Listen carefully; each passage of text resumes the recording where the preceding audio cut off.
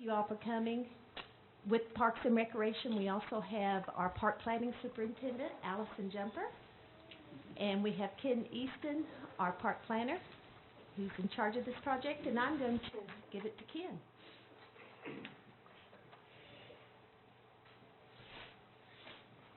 Thank you, Connie. I want to make sure everybody signs in. We've got 2 sign-in sheets back there, and I want to make sure we capture everybody. And if you can't hear, tell me to speak up. We have a mic, but the mic is for recording. This meeting is being recorded for playback later on the city's media services website. So if you can't hear one of the speakers, just tell us to speak up. Okay, and also I want to mention that if you're worried about the time, we allotted about 1 hour for the presentation itself. We're not going to stick to that hour for questions and answers or questions and comments. So we will stay here as long as we have comments coming. So don't be too worried about the time unless you just have to be somewhere pretty quick. I just wanted to say a little bit about where we are, how we got here. Many of you have been aware and been participating in recreation, visiting Kessler Mountain for many years. The property was marketed for some time to both the university and the city. Luckily, the city finally was able to acquire the property back at the first of 2015. I believe it was back in early 2014 that Fayetteville Natural Heritage contracted with Arkansas Natural Heritage Commission to do a rapid ecological assessment of the Kessler Mountain property. That was really that's not an environmental assessment, but that was just a quick look-see at special plants and mainly special plants that we have out there on the property. And rapid assessment is what it was, but it gave us some very good information to use in this planning process. The process started in early August with a group of stakeholders. And the stakeholders have served as our planning team as representatives of the general public. And the stakeholders were formulated from groups that had been very active on the Kessler property in the past. And just to give you an idea of who's involved in the stakeholders, I wanted to give you the groups that are represented. We've got the Northwest Arkansas Land Trust, the Fayetteville Natural Heritage Association, Illinois River Watershed Partnership, Ozark Off-Road Cyclists, Ozark Regional Land Trust, Ozark Highlands Trail Association, Kessler Greenways, International Mountain Bicycling Association, Beaver Water District, Walton Family Foundation, Fayetteville School District, University of Arkansas, Northwest Arkansas Audubon, National Park Service, Fayetteville Parks and Recreation, Fayetteville Parks and Recreation Advisory Board, Fayetteville Development Services, Progressive Trail Design, and Alta Planning and Design as consultants on the project. And again, we first met 1st of August. Our first public meeting was held at the end of August. And if y'all recall from the ones who attended that meeting, that was primarily just an attempt to get your input, desires, what you would like to see occur out at Kessler Mountain. The stakeholders group have taken those and been working through, I believe they've had 3 or 4 meetings since that time and been through 4 different plan iterations. The one that's being presented here tonight is Draft Plan 5, and it was an interesting process, but weighing the efforts of conservation, preservation with recreation is always a challenge. But I think we reached consensus from the stakeholders on the plan that's being presented tonight. So I hope everybody likes it.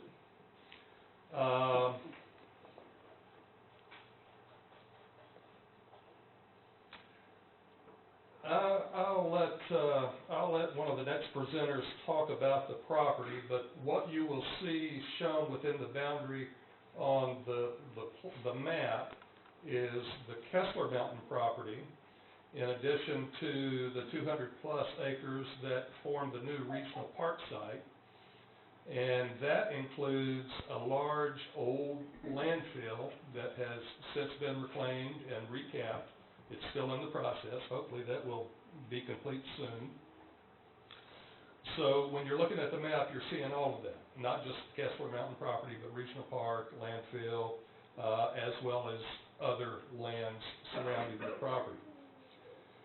And one thing I want to say, I'm sure most of you are aware that before we started this process, we had some existing trails out there on the site. I believe between 7 and 8 miles of existing trails. All of those trails are not on the property that was acquired by the city. So what you're being shown tonight will show some of the trails that are off the city property. At this point, those trails are not considered part of the city's trail system.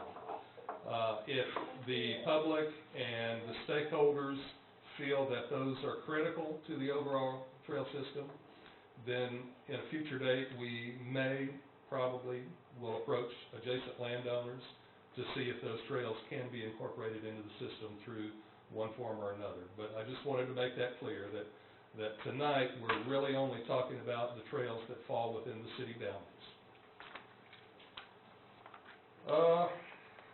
With that said, I think I'll turn it over to Aaron Rushing with Alta Planning and Design. Alta was responsible for doing our public information survey, which has also been ongoing since August. And I'll let Aaron give you some of the results of that. Thank you.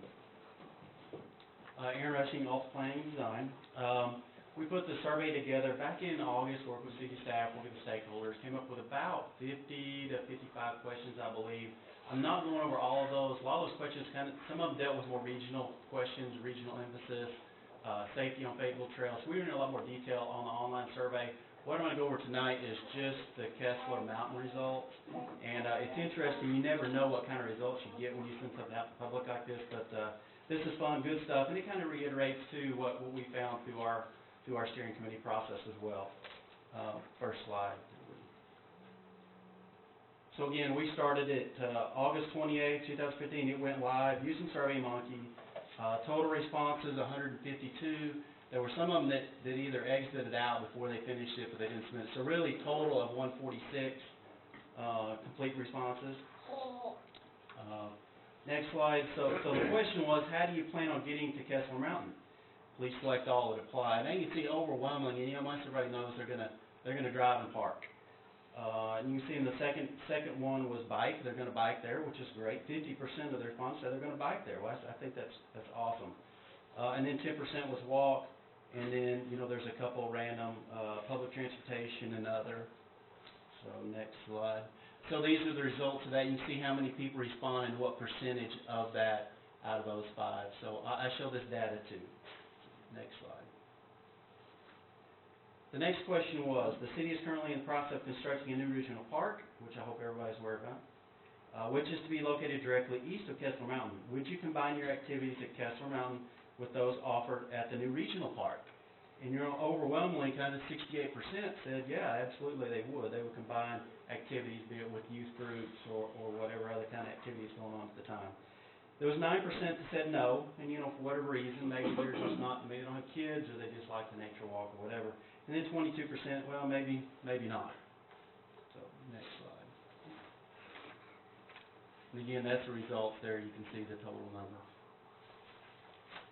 Question number 8, of the following examples, what do you feel is important to maintain or create in terms of space for activities at Kessler Mountain?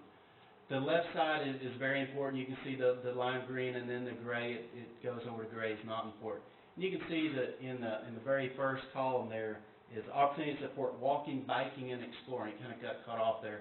But you can see overwhelmingly, I'm not sure what percentage that was, overwhelmingly, I think 94% said that opportunity to support walking and biking was really their number 1 priority. And then you can see the next area, areas for camping and backpacking. It was kind of just across the board. It was pretty mixed bag of results. The next one was preservation of natural, native, open space, and all the way to undeveloped areas, and you can see that is important to preserve those natural areas. The next one is areas featuring interpretive, educational, or outdoor classrooms, and again, a pretty good mix across there, whether it was important or not important. The next one was preservation of forests, prairies, and other unique wildlife habitats. See, it teeters on the important scale, more so than anything else. Overlooks, areas, features distinct geologic formations, again, teeters to important. And the last one here, commercial opportunities, and you can see overwhelmingly it went to the non-important side.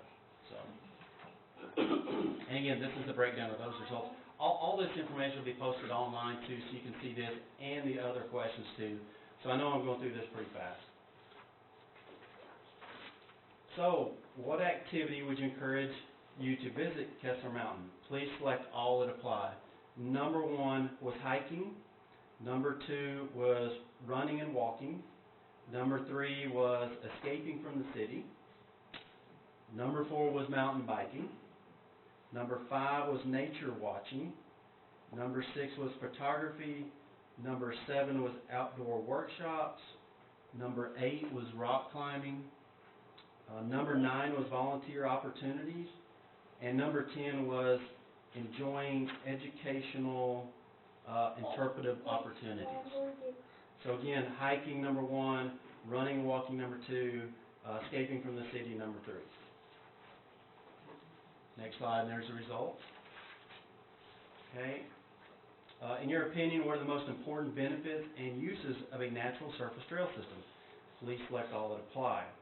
Number 1, exercise and promoting health and wellness. Number 2 was recreation. Number 3 was habitat and environmental protection. Number 4 was family activities. Number 5 was education and interpretation. Next slide. Would a unique natural environment attract you to Kessler Mountain? 93% said yes, and 6.6% said no. Not sure why, but apparently they're afraid of heights, maybe. I don't know. Let's see, almost done. Got 2 more left. What type of trails would you like to see more of at Kessler Mountain? Please select all apply. And then this is what we need to be able to complete our study and do our maps.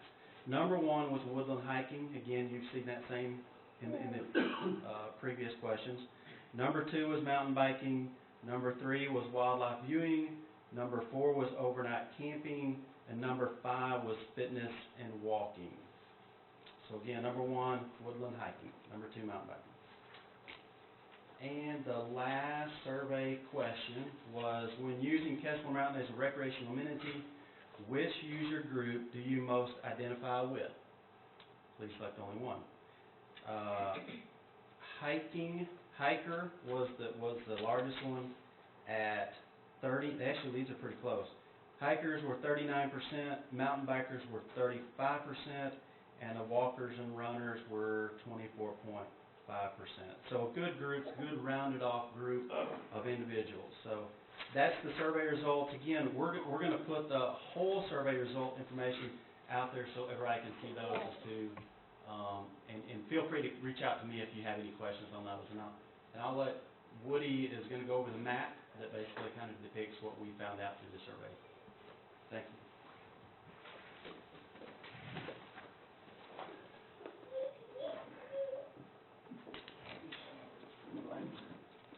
Everybody see that okay? All right, so you also have the map with you. My name is Nathan Woodruff, or Woody, with Progressive Trail Design. And we started this process, I guess it was back in August, you said, about 4 or 5 months ago. The city engaged us, along with Alpha Planning, to develop a master trails plan for the city of Fayetteville. We couldn't be more excited about this project because I cut my teeth mountain biking and hiking here. So I've been riding here for the last 15 years or more, probably going on 20. So you know, it's a super exciting project for us, and we're glad to see all the participation here. You know, all the people show up. It's been really cool kind of working through this and seeing how passionate everybody is about this mountain. And, you know, the cool thing, one thing I'd like to say about the stakeholder group, you know, that's really unique is that, you know, everybody is kind of there for the same goal, which is to, you know, protect this mountain and keep that same experience that we've all grown to love out there. You know, obviously everybody has differing opinions on, you know, adding more trail and how much trail and how we integrate the recreation component. It's just, so the real challenge here is finding that balance between preservation and recreation. And I think we've struck up a pretty good balance, so I'm going to kind of dive into the meat and potatoes here. So I'll just start with the existing trail. There's approximately 8 miles of existing trail. That also includes roughly 2 miles of that being on private property. The Rock City Trail, which goes over to Frank Sharp's place, and then there's another piece of trail, about a mile of trail here on the southwest corner. Thank you. Rock City Trail here is to the north, approximately a mile that heads up to the very kind of top of Fire Ring up there, and then we have the southwest zone here that is also on private property. So we've come up with some solutions to bypass that, do some reroutes if for some reason we were not able to acquire that or get a easement to keep those trails. So that's what these orange lines are here that you see. Would be a series of switchbacks, you know, that would take you, and these trails would be closed to the public. Hopefully that won't happen, but that's up to the public and the stakeholders and the city to decide. So we have switchbacks here, and then also to the north we have a series of switchbacks that would take you away from the private property. And then another one of the reroutes, big reroutes that we have done, is right up here at the very peak, kind of top of the mountain there. There's a saddle where there's a fire ring up there. That is also a sensitive ecological zone. It is a shale barren that was identified in the rapid ecological assessment by Theo Whistle. And so we have come up with a concept to close the existing trails that run through that shale barren and do some reroutes around the shale barren itself to try to keep people out of that zone. Everything else with the existing trail system pretty much is staying the same. We're also conducting an assessment of the existing trail system, so we're going through and GPSing, you know, any problem areas where there may be a seep, you know, or washout or something of that nature, and we are proposing solutions to those problems. And then there may be a couple places where there's reroutes where the trail's too steep or something of that nature. So that will also be included in the master plan. But for the most part, the general alignment is staying the same, and the character of the trail is staying the same. So let's dive into the new proposed trails. First of all, we got, kind of back up here, we got the regional park down here at the base. We got Cato Springs Road, which will be your main entrance into the regional park. Off of Cato Springs Road, you would take Judge Cummings Road, make your way through the regional park to the main parking trailhead, which is over here on the kind of far northwest end of the regional park. That also joins up with this landfill area that has recently been capped and is now going to become somewhat of a prairie land. So you know, the goal with any trail system is that you build progression within the trail system for mountain bikers and for hikers alike, meaning that you build different skill levels. So at the base near the trailhead, you would have a smaller beginner loop that would typically be wider, that, you know, of a wide variety of users that can walk on comfortably or bike on comfortably. And then you would have intermediate trails and then more advanced trails. Well, the way Kessler is set up, it really caters nicely to that, because the top of the mountain is mostly pretty rugged terrain and already has what you would consider expert level trails. And then towards the bottom, it's mellower hillsides, so it really caters to more beginner, intermediate level trails. So we kind of developed the concept around that. You know, the second thing was to try to take the trail to key places. So for hikers, when you park here at the trailhead, you know, most hikers want kind of a short loop option. They want to get to a beautiful location. So we identified a few spots. This entire brown line here that runs north and south is a bluff line.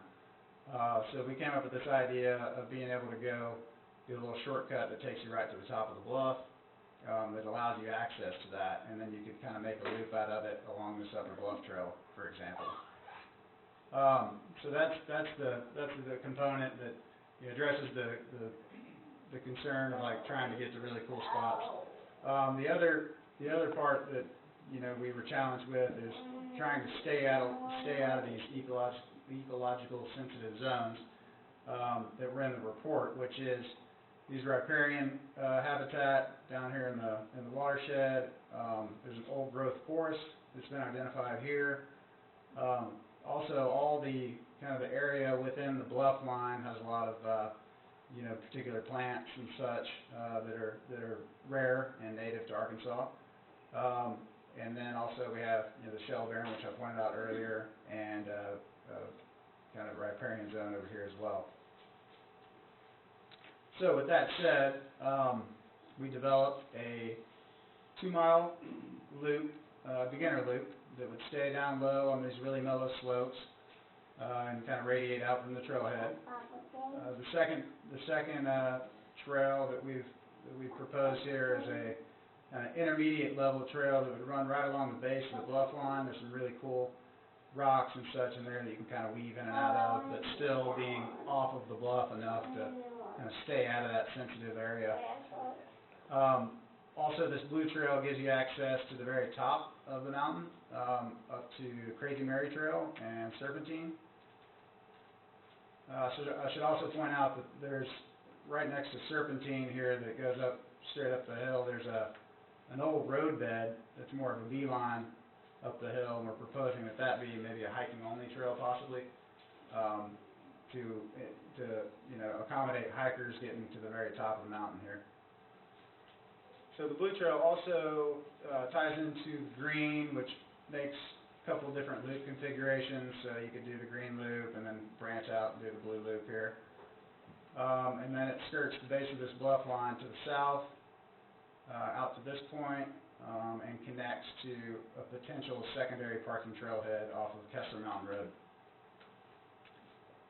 And then also, there's two other ways you can get to the top of this bluff line. One is through here, which I pointed out earlier, the north side of this, and then the other is the south side. Both of those connect to a new trail that we proposed, the Bluff Trail, that goes right along this whole east bluff line. It's a really beautiful area through here. And this would take you all the way up and tie into Crazy Mary. So that's kind of cool too, because it creates this perimeter loop, for the whole trail system, and kind of adds some mileage, and it also hits on, goes through some really cool zones. The other thing I'd like to point out is in the active transportation plan, there is a connection via Greenway from the Rock City area, into the regional park, and then eventually out over here into kind of southeast Fayetteville. So, one of the original concepts is that would go along this Trent Trail here. After different discussions about it, we came up with another concept that would stay out of, the Kessler Preserve area and would make its way along the perimeter and tie into this road down to the regional park. Also, we've added a senior citizens parking area / ADA parking area, so they could have access to kind of the top of the mountain. There's some beautiful bluff lines here that you can gain access to. Trying to think of this. Anything else missed you? Is that good? I think that pretty much covers it. So maybe pass it on to, who's the next? Pass it back on. Well, if that's the presentation, I guess we'll open it up to questions or comments. Let me get some rules. Since we are recording this, we have a wireless microphone that we're going to have to pass around. And so let's get you the microphone and give your comments or ask your question, and then we can move on that way. And that way we can capture all of this on our recordings. Other than that, just be nice.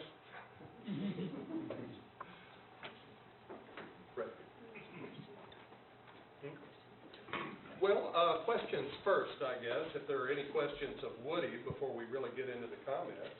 Just real basic, what's the difference between a walker and a hiker? I mean, you've got two different categories. How do you distinguish them? How fast those feet move. It's really just a different user category, but basically we're using the same facility. Right behind you. Yeah, my name's Deborah. I'm an assistant hiking leader with a local hiking group. And I took a group up to Mount Kessler of about 15 people. And I'll start out by saying that I like maps and I get along with maps. And I appreciate the maps that you provide there. They're great. The whole hiking scene up there is great. But I expressed to the group that I had not done this hike that many times, and so we were all going to be together doing this, going from point A to point B, and this is the general route. And I would say at about 3 or 4 different points, me and the rest of the hiking group could not figure out what was going on in the relationship between the map and the signs on the trails. So the map is beautiful, the trails are beautiful, but the signs on the trail don't match the map. And I would say that, you know, like it wasn't just me, that other people sort of were noticing that. We had a really hard time figuring it out, and we got lost.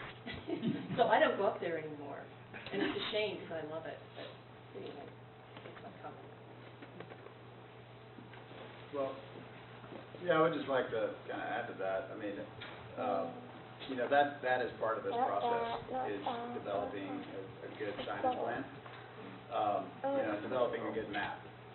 So that will definitely be addressed.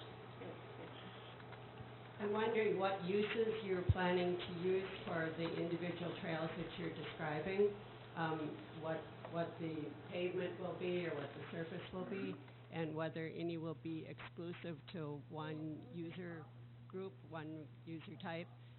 You mentioned about beginners and intermediate levels or ranges, whether that pertains to a particular user group or not. Mm-hmm. Yeah, when we talk difficulty level, you know, typically we're talking mountain biking, but it does also apply to hikers and trail runners and walkers as well. But yeah, all the trails that are proposed here are multi-use trails for all user types. At this point, there's only a few that we've discussed potentially being hiking only, which would be that trail I pointed out earlier here that goes straight up the ridge right here, which is an old road bed, because that kind of is a point A to point B option. And as far as the character of the trail goes, it would all be soft surface, single track trail, ranging from 2 feet wide to the beginner trail would probably be more like a 4 foot wide trail. This 1 mile loop here.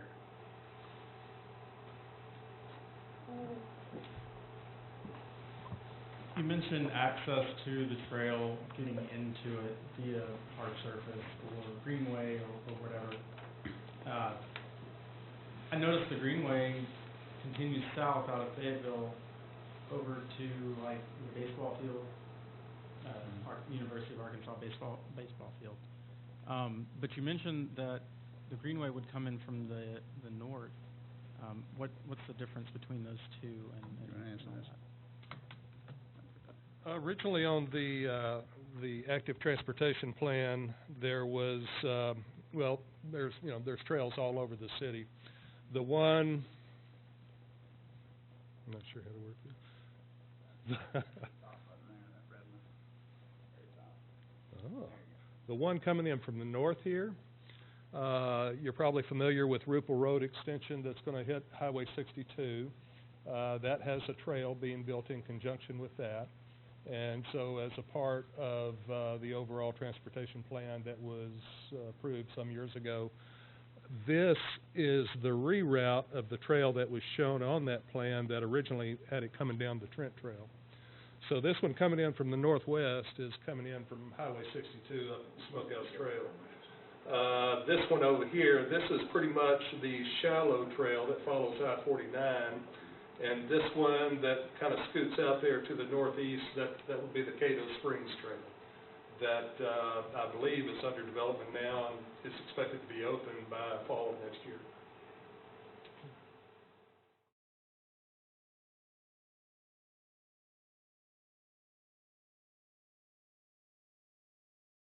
Hi, just a quick question.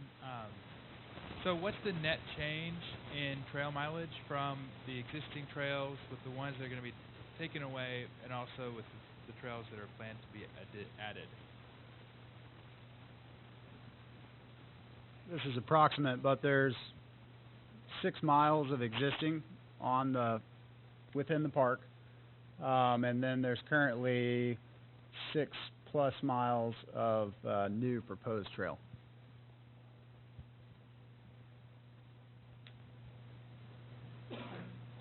Hi, I'm Dwayne Wolchin, live in Fayetteville. Some of these trails are really ridiculously looping back and forth on each other like some kind of a snake and a deadly throw of pain.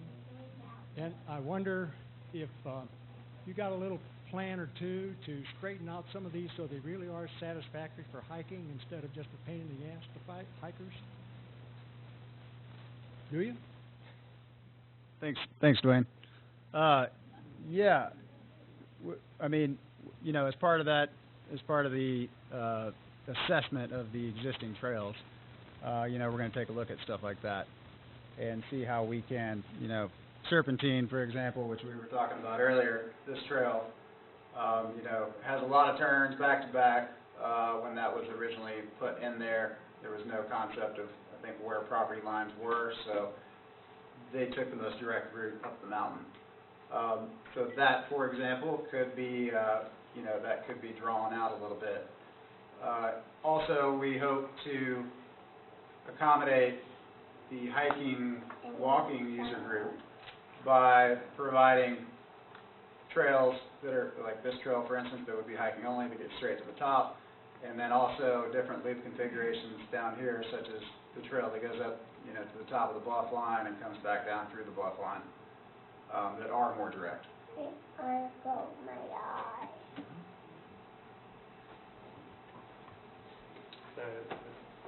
Yeah. So what you've just shown are these 2 areas that would be exclusively hiking, and the rest would be multi-use, including for bikes in all the other areas, or for runners or whatever. I don't know that we would really call that exclusively hiking. It's just really a more convenient route to the top. To kind of go back to Dwayne's question, we recognize that there are, you know, sometimes if there are technical trail features that are along the trail for the bicycle trail, if there is meandering there and there is the opportunity to have a more direct route up the hill, then we will be looking at that, even if it involves, you know, steeper slopes or even steps. So we're recognizing that if things get drawn out too much for one activity, then there will be options available for the other activity. But as far as the hiker-only trail, right now we're really looking at all of them being multiple-use trails or shared-use trails. Does that answer your question?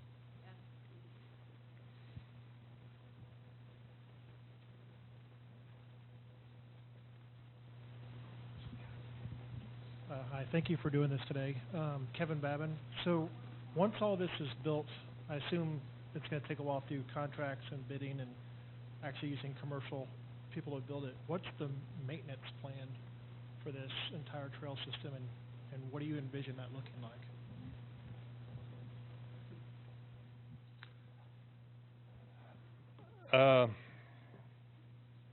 Envision it looking like, we will prepare a maintenance plan and a management plan for the trails.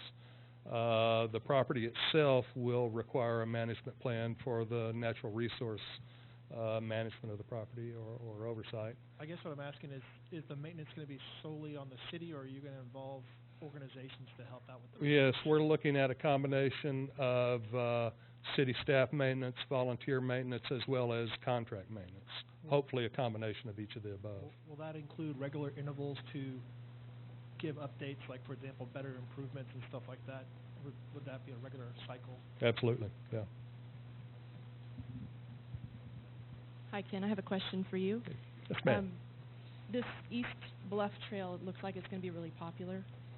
It's also been identified as one of the ecologically sensitive habitats on the property by Theo. Does the city have any plans to take steps to keep people away from that bluff line? Because that's where a couple of species occur, at least one, of global concern. That's really going to be a toughie, and that was hard for the stakeholders. You know, the bluff area is identified as sensitive species, and it's also a bluff area which is very attractive to visitors. You know, that's going to be the magnet for people at the bottom of the hill. They want to go up to the bluff. Hopefully the trail will be routed in such a way that you can have that visual connection with the bluff line, but still be far enough removed to where you won't impact any of the sensitive species there. Signage as well. We definitely, educational signage. We're going to try to communicate the fact that there are sensitive species, and it is important to stay on the trail and to not bushwhack along the base of the bluff. I have one more question, if that's okay, for Woody.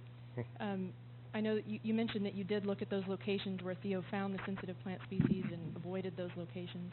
Did you also take steps to avoid the habitat in which they occur, where maybe you didn't find the plants, but you saw the habitat?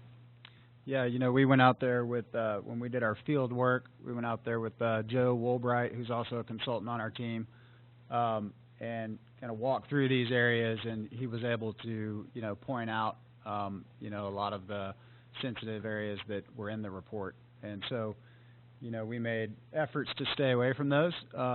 You know, again, this is conceptual at this point. So, you know, our scope of work doesn't involve final trail design, like meaning flagging it on the ground and actually GPSing it. It's more of, hey, this is the general area it's going to go. So once it goes to that design phase, that's when you would get more detailed, you know, on the ground of, you know, hey, we need to stay away from this area and we need to take the trail exactly here and that kind of thing. Welcome.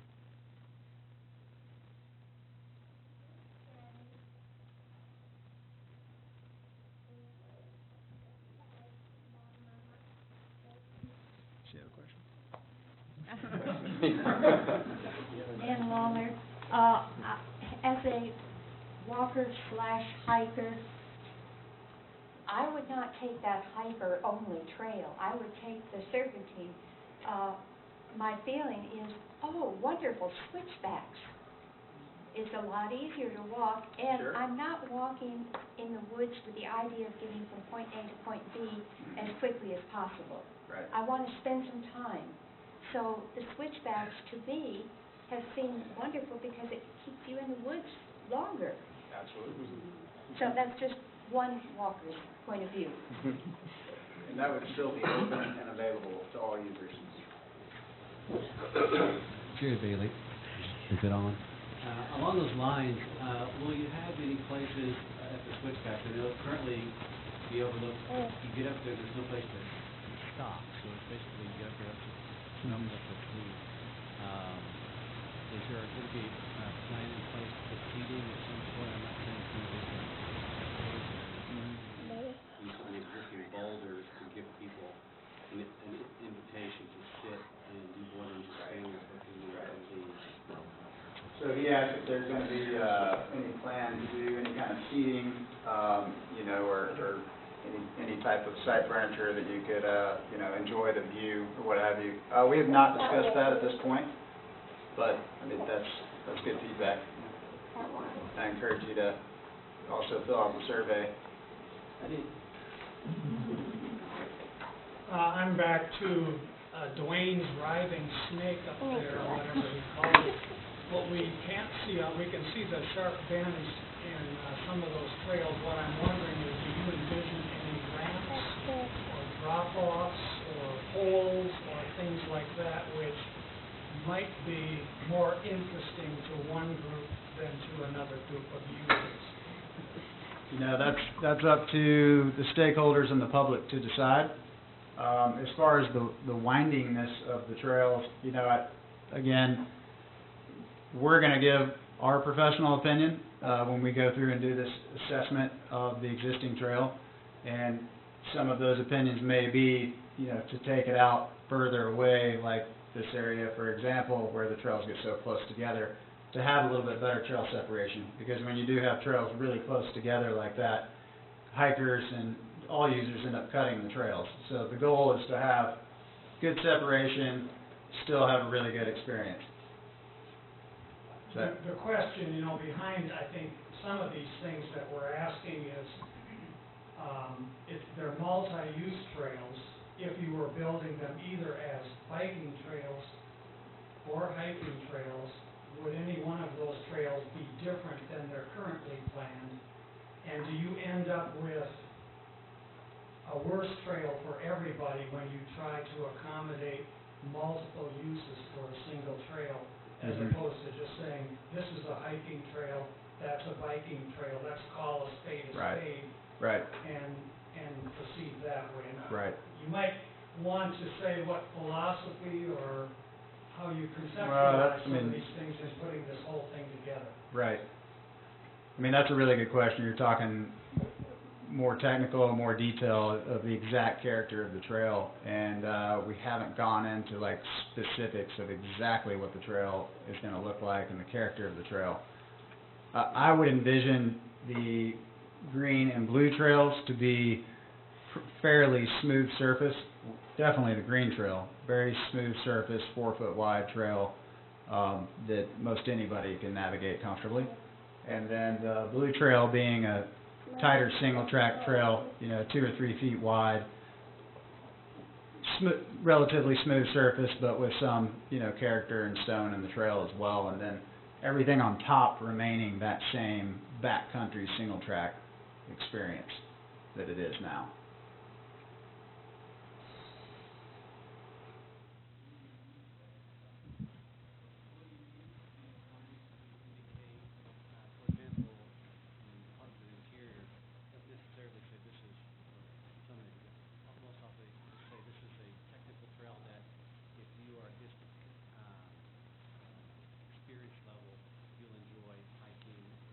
Right. You're mountain biking, if you're beginning, you probably stick to these trails. It allows people to know the difficulties of the trail as far as the terrain, and they're able to make up their own mind without saying, So I think you set people up for failure if they get up there and they're mad because the trail is too difficult, or not understand, I guess. No, absolutely. I think that might be a better way to describe these trails. Mm-hmm.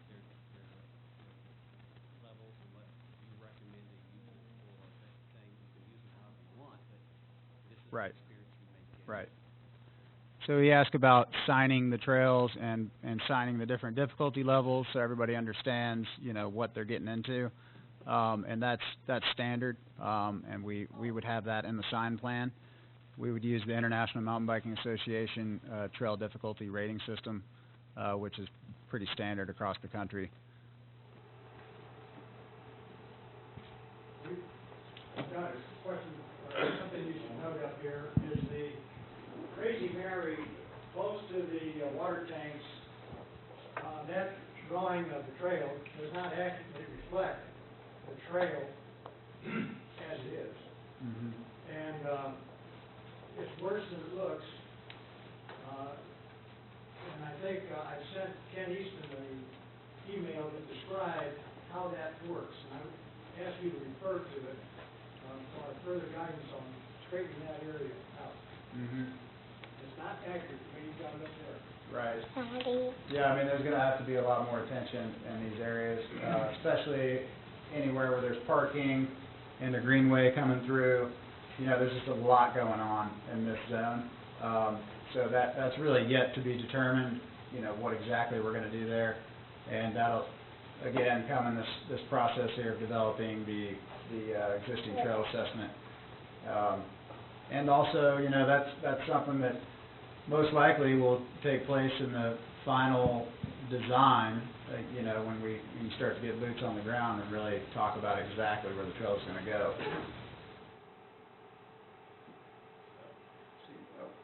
So I know in the initial plan, there was a possibility for a trail on the far south end that would be coming down from that Crazy Mary that would offer a lot more progression and the ability to utilize Kessler for its natural features and give a very unique riding experience that you just don't get in a lot of riding areas in this, you know, part of the country.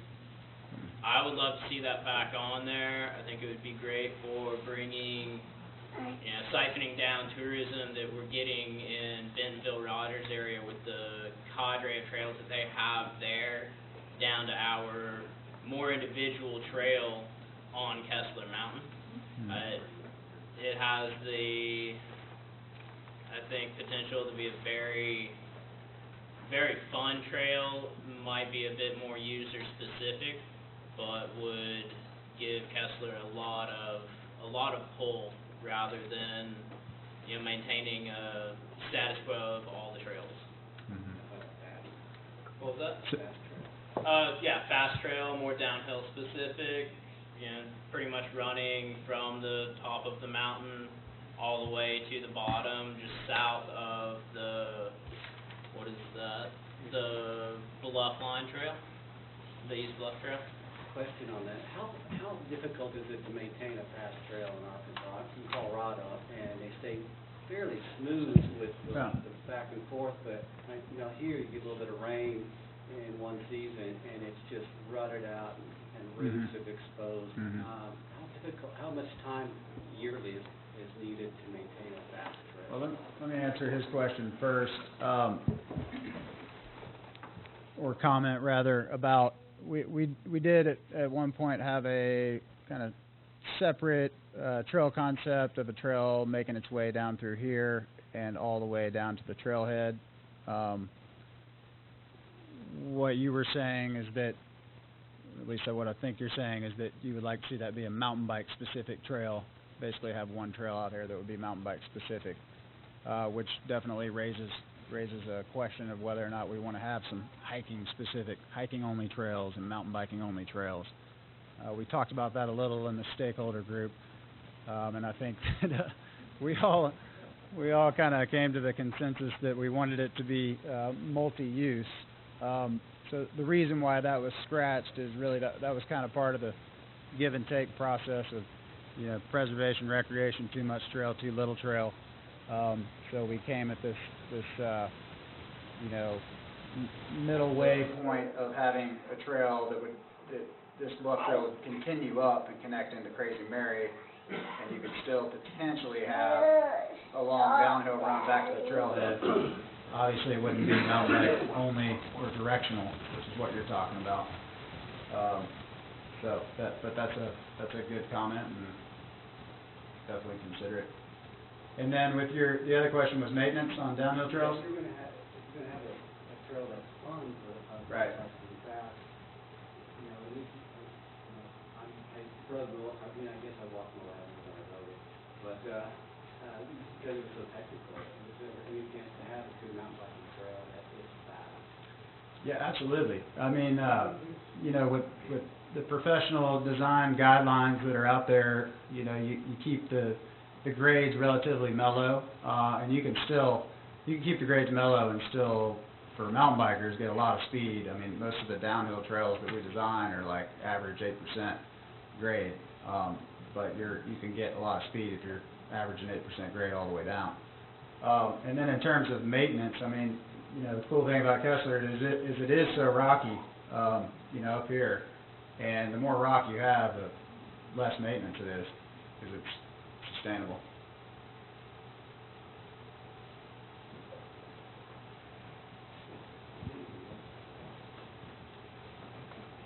My question is kind of in line with what Jonathan was asking about. Is there a process in mind for after we get all this done, like if in the future a new trail is desired or anticipated out there, is this all locked down tonight and this is the end of new trails on Mount Kessler, or will the city be open to having new uses on the mountain in the future? Yeah. Or what's the process for any of that? I mean, that's a really good question. I can't 100% answer that. I can say that this is intended to be the long-term master plan for the potential future development of the mountain.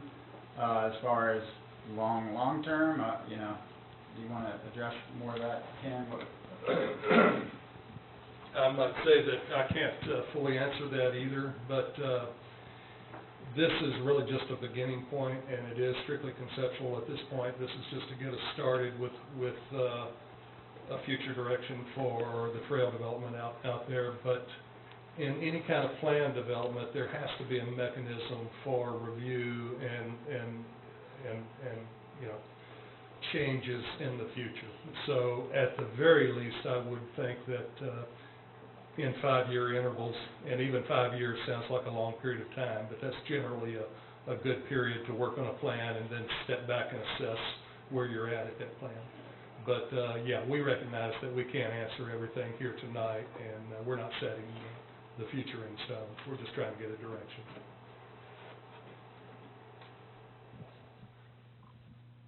So as a follow-up to that question, I read in the newspaper article, or possibly the city's press release, that the city was going to vote on a master plan in early 2016, I guess in January 2016. So what is that master plan, and is it another 5 years down the road before that plan gets reviewed? This plan that we're working on. Yeah, at the max, it would be 5 years down the road, but we're always looking to, we're constantly analyzing success of facilities that we provide. So after the master plan gets approved here by the city council here in January, I think is the city's deadline or target for that, is that correct? After that, is the city then still responsible for determining what trails get built, how they get maintained, how they get rerouted, or does the city turning over control of those decisions to the Northwest Arkansas Land Trust? I'm not really the best one to answer that question, but I see the Land Trust as being a management partner for the property. As far as this being a master plan and available for review and reassessment in periodic increments, I feel like the agreement with the Land Trust is going to be set up in a similar fashion, so that there will be avenues for going back, seeing where we are at this point, if there are any changes needed, and so forth. Another follow-up. ALTA and Progressive Trails, I think, had to go through either a bid process or a vetting process where they were selected. I know other contractors bid to do this preliminary planning work. Is the same thing true of the Northwest Arkansas Land Trust, or how did they get selected, or have they been selected as the future trustee of this land? As far as I know, they have. I'm not sure exactly how that came to be. I was not involved at that time. Who would know that? Would you like to address that? Jeremy Pay is our Director of Fayetteville Planning. Chairman K. Development Services, Director of Development Services for the city. So I'm the project manager on the acquisition of the land originally with Walton Family Foundation and FNHA. And then also following up, one of our grant requirements was to implement a conservation easement of some type to preserve the land in perpetuity. And so in doing so, we looked at a number of different options for doing that. In other cases like Mount Sequoia and the Brooks Homewood Reserve, we've utilized the FNHA organization to assist us with that. The Northwest Arkansas Land Trust in this particular case was an entity that approached us at no cost to the city. Essentially, FNHA is paying for the required investments in order to create the land trust. And so we took this to our city council for review as part of the commitment and are going through the draft easement process.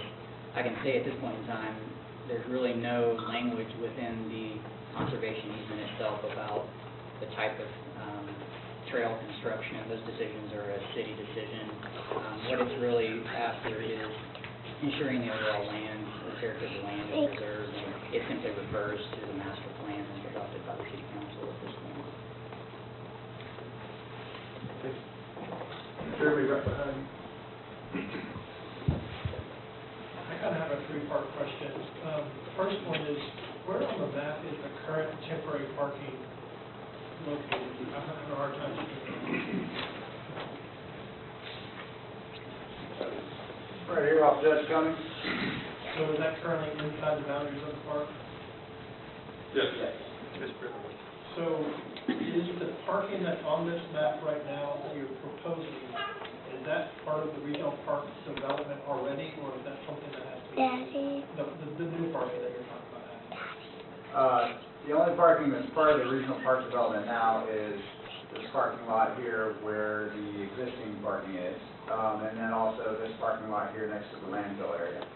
So saying that we're going to have to, regardless of what happens to the thing, we're going to have to fix the new parking into the system, correct? Yes. When you say new parking, are you referring to these potential secondary parking areas? Any new parking? Yeah. There's only two proposed new parking spots at this point, and that would be this parking off Kessler Mt Road, which would be a very small parking lot, and then also the senior citizen ADA parking up at the water towers. So the third part of the question, I know this is a lot of trail that you're trying to add. Is there an estimated idea of when this would be completed? There is not at this point.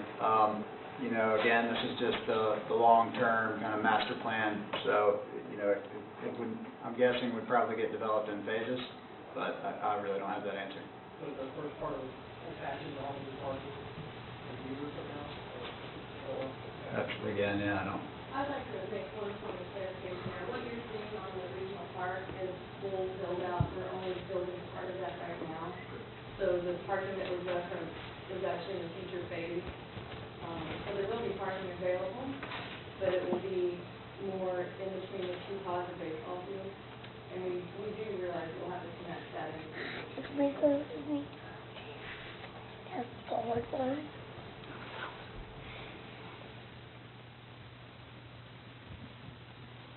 It's also nice to point out that all these parking areas currently are connected via Greenway with this concept. So there's a nice Greenway multi-use system here that we haven't really talked much about, but it skirts the perimeter of the whole park and then would possibly eventually make its way up, you know, over the mountain. So the future abandoned parts of the trails, at what, I guess it's a multi-part question, at what point will they become off limits? I may have missed this the first question, but at what point will they become off limits? And then when will people get their say on whether they can be brought back? I know for a fact that a lot of people use the Rock City Trail for access to all those trails that are up there, including runners, and it's my favorite spot. Yeah. The question was about the existing trails that are on private land. what would happen there. Really that's a decision between the landowners and the city, and then also the city, wants to hear your comments like that, how you feel about them, and if you feel that they should be a part of the trail system and, have value. I encourage you to leave those comments, and then, but yeah, like I said, at the end of the day, it'll be between the city and the landowners to determine. The hope is that they would stay.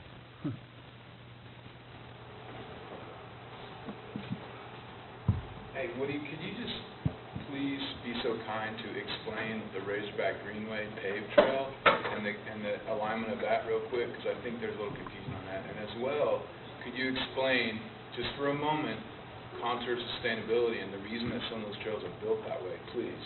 Yeah. Thank you. So, I'll talk about sustainability first.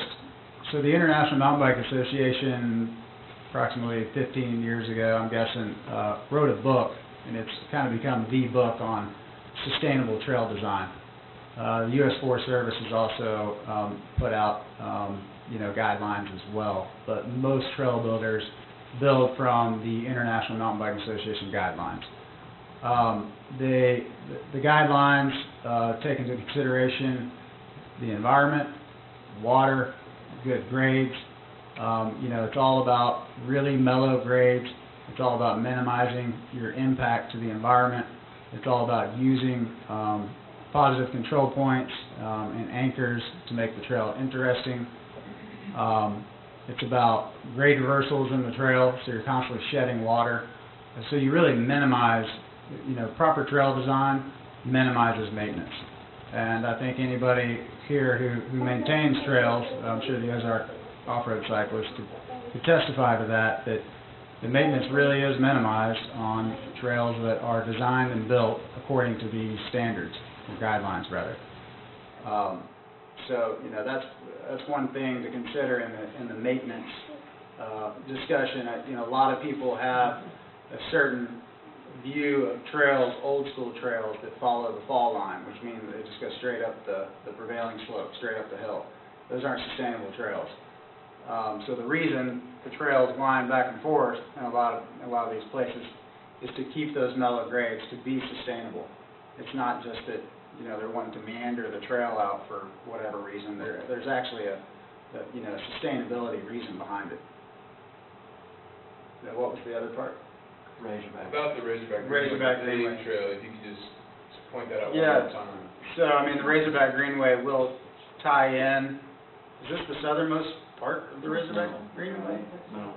The southernmost part of Razorback You could answer this Greenway question better. just below Walter Park. Okay. That's zero, that's mile zero. It's mile 0.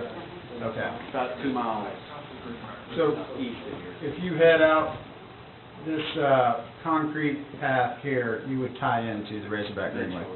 Eventually, it's what, About 2 miles. 2 miles or so? Yeah. And then this piece here that leaves the northern boundary ties into, Ken had mentioned it earlier, ties into the Rupel Road improvement, which is a huge north-south connector through West Fayetteville. Which would be paved, correct? To be paved, yeah. Woody, my question is, are there special safety considerations in multi-use trails? And what I'm thinking about is whenever you have some users on bikes and other users not on bikes, and differences in speed between the way those two traverse, how do you bring that into an analysis like this in terms of designing it? Absolutely. It's a good question, and that's all part of risk management. That's all part of good trail design. For example, you always want to have really open sight lines, especially wherever you have intersections. You want slow speeds because you're always thinking about mountain bikers and hikers and walkers and that possible the meeting of those two. So it really comes down to really good design. There is some existing trail out there that might not have the best alignment and might not have the best sight lines. So that's going to be part of our report is to go through the whole system and make recommendations that would improve that and minimize the risk ultimately.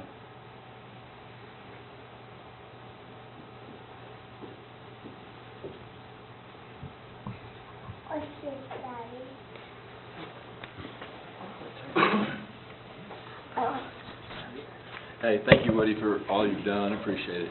I would just like you to explain to the people here the gift that the city has received through Ozark Off-Road Cyclists and building the trails and maintaining the trails for the duration, the economic impact that is, and the gift it is. Yeah, I mean, Chuck's got an important point. I mean, just kind of take a big step back here. You know, this was originally going to be a housing development, and the economy crashed, and they went bankrupt, and so now we have this amazing gym, you know, through the city of Fayetteville and through the Walton Family Foundation, split the cost of purchasing this land.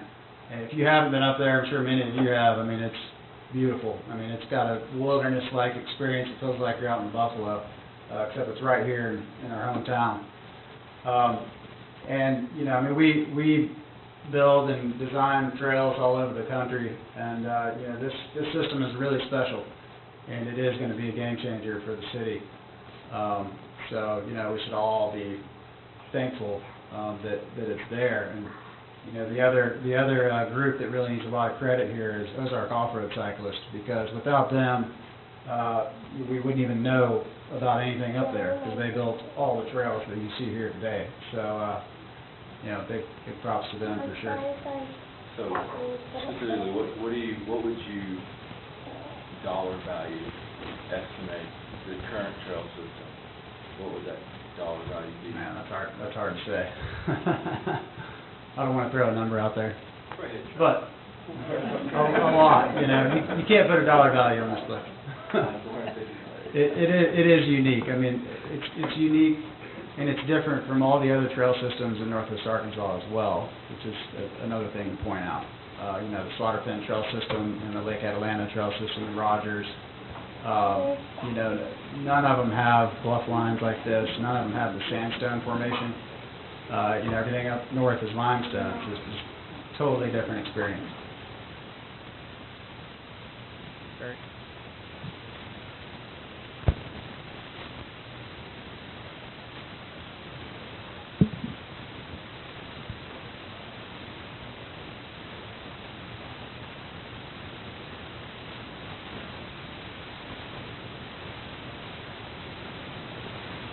And bringing dogs and things.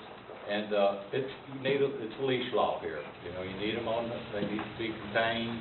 You need to be responsible for your animals. They've had problems up there with them running down, chasing people's chickens and different things. So we all need to respect all the private owners up there and honor them in their places. Yeah, absolutely. And you know, those private owners are also a big part of this. Frank Sharp has been, you know, one of the main champions of this, and also one of the mentioned Fayetteville Natural Heritage. I mean, they were all mentioned before, but these are all partners that made this thing happen. So.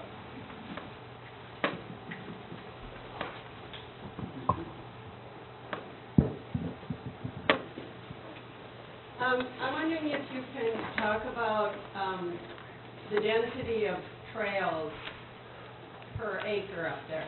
I mean, it looks sort of dense to me with colored lines there. If Sure. you can speak about that, and especially if we think about this isn't all of that might be there one day, or if trails are partitioned for specific use. That's an important point, and one that we take seriously, especially up here, is trail density. You know, you definitely want to be sure that there's really good space and that you have that backcountry feel. So that's the goal here, and I think the system that we've laid out works pretty well for that. You know, lines on a map are deceiving.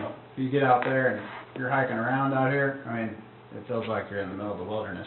So I would encourage you to go out there and hike around, and you'll see that you know, there's a really good separation. I mean, if you're on this trail, you can't see anybody down here except for maybe in a few spots. there's some places down low where the trails get closer, but I think it's a compromise that's made in a few places in order to have those different levels of trails, those easier trails that more users can use, and some of the more intermediate stuff, to have that progression in the trail system. I have two more questions just right now. Do you have a topo map that overlays where the trails are?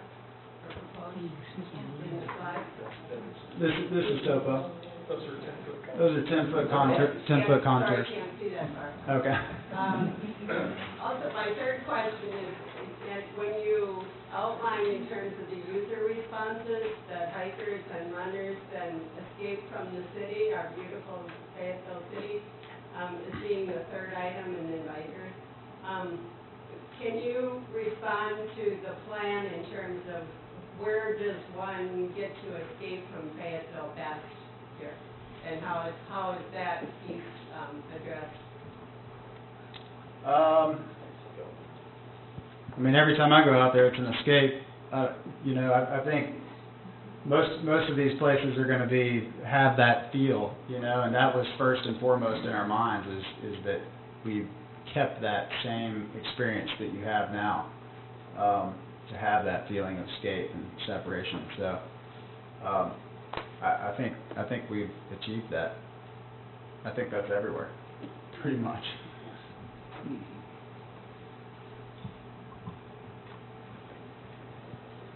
You said some points the trails will come together and split off. Mm-hmm. Are they going to be color coded so you know which way is which? Well, that'll be part of the signage system. So each trail would be signed with a name, and then it would also have a difficulty level rating on that sign, and most likely the mileage linked as well. So you'd be able to make an informed decision at any place that you came to an intersection. Okay, because I know at White Rock they have color-coded arrows. Right. Telling which way to go. Right. Yeah, I mean, the signage can take a number of different, forms. So I mean, that'll be, worked out in the process of what's the best way for the wayfinding system to work. I just wanted to emphasize what Chuck was saying. I don't think the public realizes how many man-hours, person-hours, and time is put into these trails. If it's a single-track trail in northwest Arkansas, there's a very good chance it was built by volunteers out of the labor of love. And if you're on their mailing list, they're constantly building and repairing trails in northwest Arkansas. It's not a once-in-a-while thing. It's a constant. It's almost like it's a job for them. Right. So I hope the newspapers, if they're here, emphasize how much time is put into these trails by free money and free man hours. It's not out of your tax dollars. Yep. That's a good point. It's all built by hand.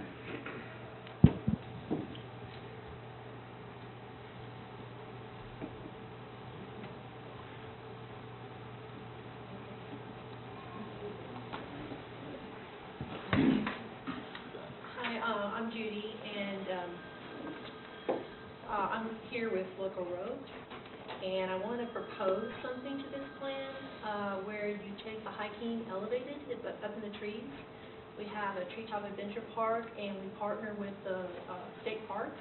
We're at the Ozark Folk Center State Park in Mountain View, and it's pretty ageless, and it's a hiking experience, and offers the same kind of joys, only it's up in the trees. And you can have beginner through to advanced challenges that you're offering up in the trees. So we would very much love to be a part of this, and we very much want to embrace the au natural feel as well. Nice. Thank you for that.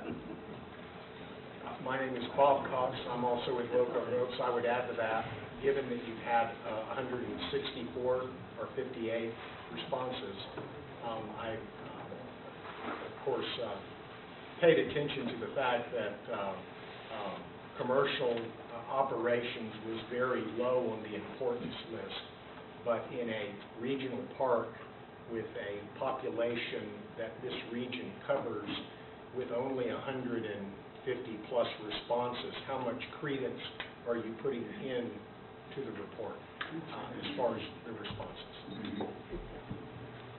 Yeah, that's a good point. That is actually one that has been brought up, and I think we'll kind of work through some of those ideas in this process. But there's been discussions of something in this area close to the trailhead, because this is a landfill that was recently capped, so there's not a whole lot of uses for it. So that could be an idea.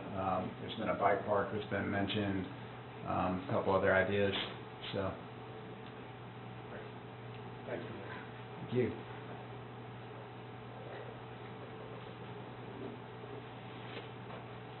I'm going to answer Chuck's question about the ORC, because when this acquisition came about, the mayor inquired with myself and Phil Penny, who just left, by the way. He asked how much investment the Ozark Arbor Cycles had in Kessler Mt. We determined it was about $850,000 in about a 7-year period. So, to answer your question, Chuck. 7 years of trail building, $850,000.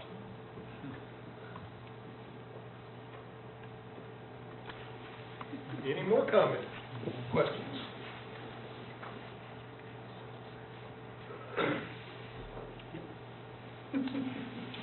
I heard some good ideas here tonight.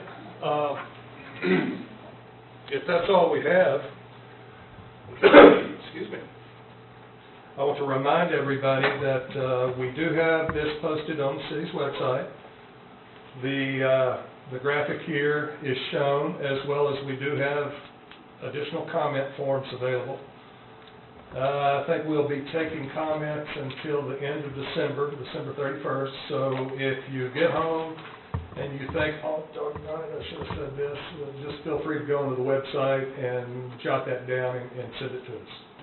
Because we really do appreciate all this input. It's very helpful. Anybody else? Yeah, sure.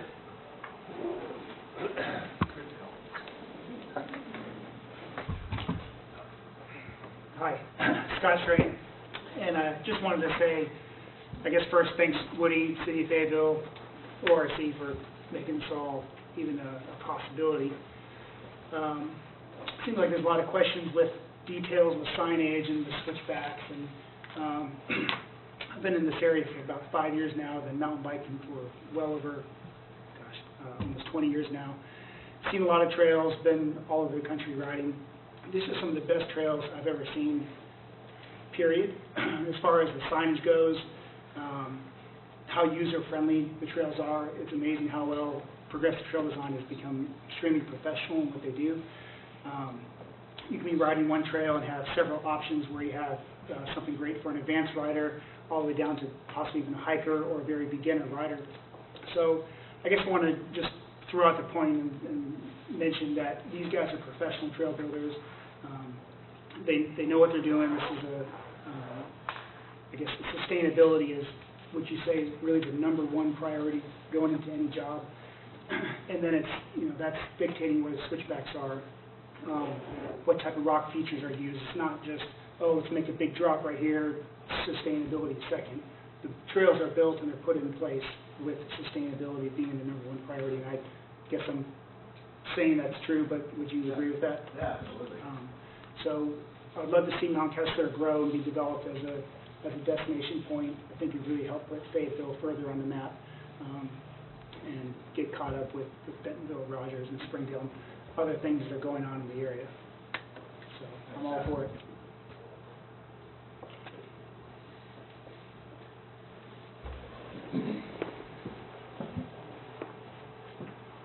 I really want to thank everybody for giving their time, coming here and giving your advice on this. We'll be working together with this. Our stakeholder group, I would like to especially thank them for getting us going.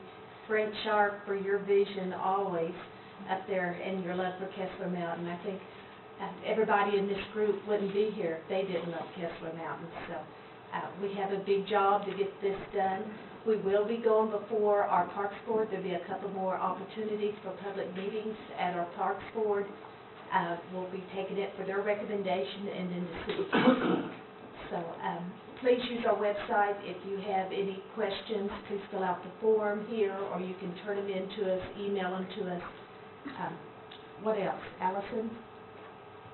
That's it. I guess next steps is that we'll take, Woody and his team will take these comments and consolidate those and work them into any other edits that might need to be made on the map. And then that's what will be probably presented as a final master plan at our Parks and Recreation Advisory Board. And that's a public meeting. It's generally the first Monday of each month unless it's on a holiday, but that calendar is on our website. And we'll make sure that we send out notice that this is part of that agenda for that particular meeting. There will be a public announcement of it. But be specific in your request so we know exactly what you would like to see there, so that we can look at that into the plan that will help us. But thank you all and have a great evening.